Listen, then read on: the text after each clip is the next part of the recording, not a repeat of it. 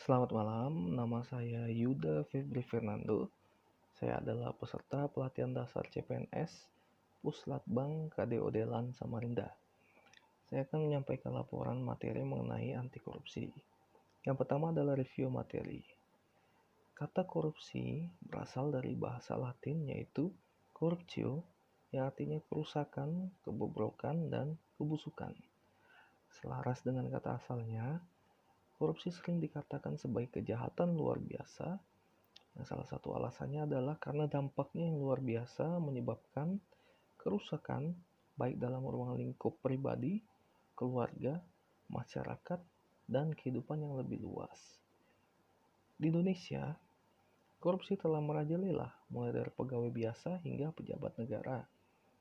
Dalam korupsi tidak hanya sekedar menimbulkan kerugian keuangan negara, namun dapat menimbulkan kerusakan kehidupan yang tidak hanya bersifat jangka pendek, tetapi pula dapat bersifat jangka panjang.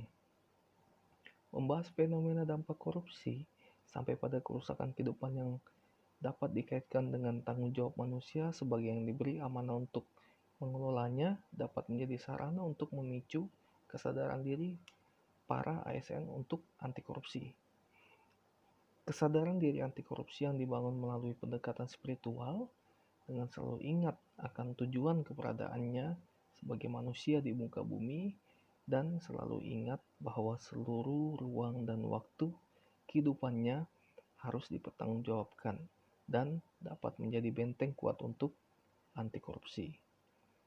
Kata kunci untuk menjauhkan diri dari korupsi adalah internalisasi integritas pada diri sendiri dan hidup atau bekerja dalam lingkungan yang menjalankan sistem integritas dengan baik.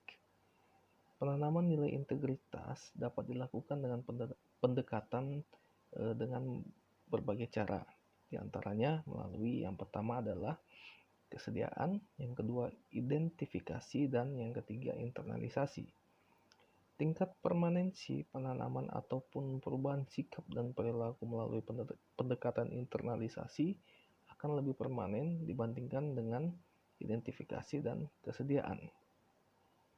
Beragam jenis dan bentuk sistem integritas untuk menjaga suatu organisasi untuk mencapai tujuannya secara berintegritas.